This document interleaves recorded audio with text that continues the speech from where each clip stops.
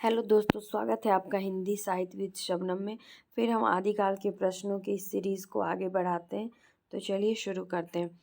यह घटनात्मक नहीं वर्णनात्मक काव्य है। आचार्य शुक्ल का यह कथन किस काव्य ग्रंथ के बारे में? बिसलदेव रासो, परमाल रासो, पृथ्वीराज रासो या हम्मीर रासो?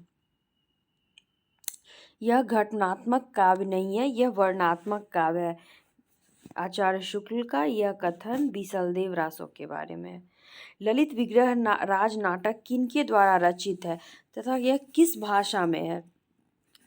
ऑप्शन है कृतिदेव द्वारा रचित है या और प्राकृत भाषा में है, वीरदेव द्वारा रचित है या संस्कृत भाषा में है, या फिर सोमदेव संस्कृत भाषा या सोमदेव और प्राकृत भाषा। तो ललित विग्रह राज नाटक जो है वो किनके द्वारा रचित है? यह सोमदेव द्वारा है और संस्कृत भाषा में है। इस छोटी सी पुस्तक को ऐसे रासो कहना खटकता है, पर जब हम देखते हैं कि यह कोई काव्य ग्रंथ नहीं, केवल गाने के लिए इसे रचा गया था, तो बहुत कुछ समाधान हो जाता है। आचार्य शुक्ल ने यह कथन किस ग्रंथ के संदर्भ में कहा है? खुमान रासो, बिसलदेव रासो, परमाल रासो या पृथ्वीराज रासो?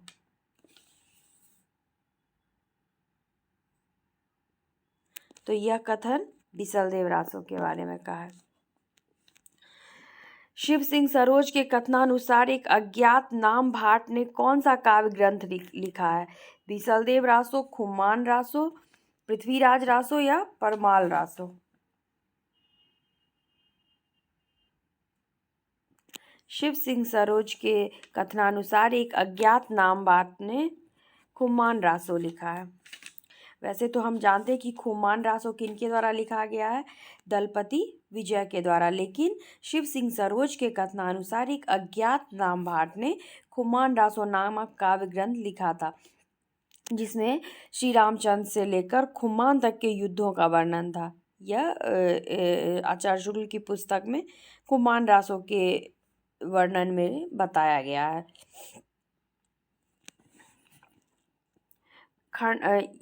मालवा के भोज परमार की पुत्री राजमती से सांभर के बिसलदेव का विवाह होना। बिसलदेव का राजमती से उठकर उड़ीसा की ओर प्रस्थान करना तथा वहां एक वर्ष रहना। राजमती का विरह वर्णन तथा बिसलदेव का उड़ीसा से लौटना। भोज का अपनी पुत्री को अपने घर लिवा ले जाना तथा बिसलदेव का वहां जाकर राजमती को फिर चित्तौड़ लाना।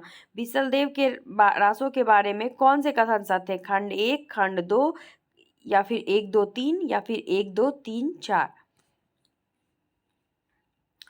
मालवा के भोज परमार की पुत्री राजमती से सांभर के बिसलदेव का विवाह होना यह बिल्कुल सही है।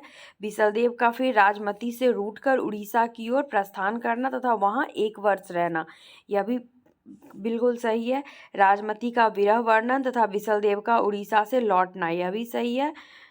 भोज का अपनी पुत्री को अपने घर लिवा ले जाना तथा बिसलदेव का वहां जाकर राजमती को फिर चित्तौड़ लाना, तो यह चारों सही है।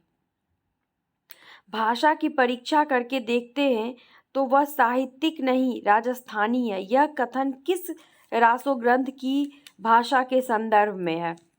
पृथ्वीराज रासो, बिसलदेव रासो, परमाल रासो या फिर विजयपाल रासो?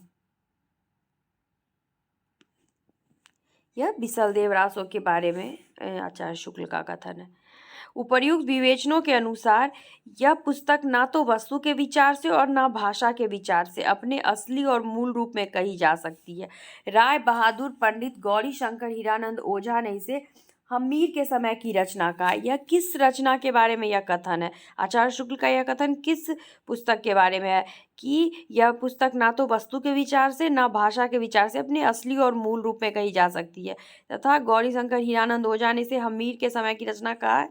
तो यह बिसलदेव रासो, परमाल रासो, खुमान रासो या पृथ्वीराज रासो? तो यह जो कथन है यह बिसलदेव रासो के बारे में कहा गया है। प्रादेशिक बोलियों के साथ साथ ब्रज या मध्य देश की भाषा का आश्रय लेकर एक सामान्य साहित्यिक भाषा भी स्वीकृत हो चुकी थी, जो चारणों के साहित्य में किस नाम से पुकारी जाती थी? पिंगल, डिंगल, डिंगल या पिंगल या फिर कोई नहीं? प्रादेशिक बोलियों के साथ साथ ब्रज या मध्य देश की भाषा का आश्रय लेकर एक सामान्य साहित्यिक भाषा स्वीकृत हो चुकी थी, जो चारणों में पिंगल भाषा के नाम से पुकारी जाती थी। अपभ्रंश के योग से शुद्ध राजस्थानी भाषा का जो साहित्यिक रूप था वह क्या कहलाता था? डिंगल पिंगल, बहुत आसान प्रश्न। डिंगल पिंगल, डिंगल और पिंगल या कोई नहीं। तो अपभ्रंश के योग से जो शुद्ध राजस्थानी भाषा का जो साहित्यिक रूप था वह डिंगल कहलाता था। हिंदी साहित्य के इतिहास में केवल इसी भाषा में लिखे हुए ग्रंथों का ही विचार कर सकते हैं। दूसरी बात जो कि साहित्य से संबंध रखती है वह वीर और श्रृंगार का मेल है। यहाँ शुक्ल जी ने किस भाषा की बात कही है? डिंगल पिंगल, प्राकृत या अवहट? शुक्ल जी ने कहा है कि हिंदी साहित्य के इतिहास में हम केवल इसी भाषा पे लिखे हुए ग्रंथों का ही विचार कर सकते हैं। और दूसरी बात जो कि साहित्य से संबंध रखती है और वीर और श्रृंगार का मेल है। तो किस भाषा के में लिखे हुए ग्रंथों का पे वो विचार कर सकते हैं? तो पिंगल भाषा पे, पिंगल भाषा में लिखे हुए ग्रंथों पे वो विचार कर सकते हैं। यह ऑप्शन गलत यहाँ पे हो गया है, तो ये मैं कमेंट में डाल दूंगी 10 नंबर का। इसका आंसर होगा हिंदी साहित्य के इतिहास में केवल पिंगल भाषा में लिखे हुए ग्रंथों पर ही विचार कर सकते हैं। तो यहाँ ऑप्शन 1 होगा, पिंगल भाषा। इस ग्रंथ में श्रृंगार की ही प्रधानता है, वीर रस किंचित आभास मात्र है। संजोग और वियोग के गीत ही कवि ने गाए हैं। आचार्य रामचंद्र शुक्ल का यह कथन किस ग्रंथ के संदर्भ में है? पृथ्वीराज रासो, खुम्मान रासो, बिसलदेव रासो या परमाल रासो? तो यह बिसलदेव रासो के बारे में है। इस तरह से आज का प्रश्न समाप्त होता है। कल फिर हम देखेंगे।